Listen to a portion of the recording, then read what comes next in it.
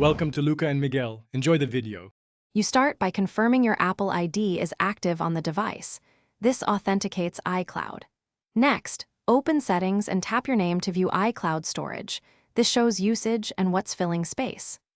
Once done, decide whether the free 5 GB fits your needs or upgrade to 50 GB, 200 GB, or 2 TB.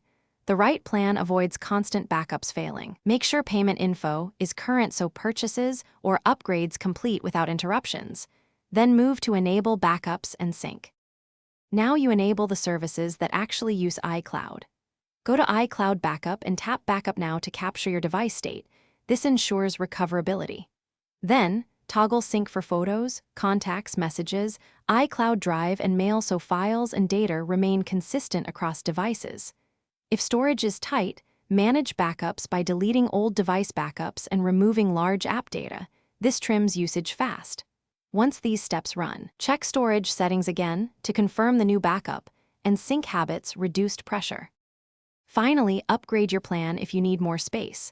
Open iCloud storage settings and choose Change Storage Plan. Purchases apply instantly.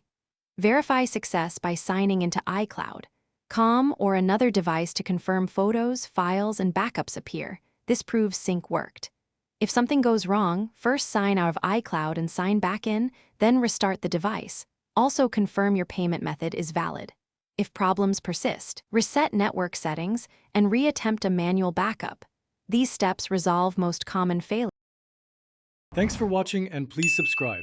It's the best investment you'll ever make.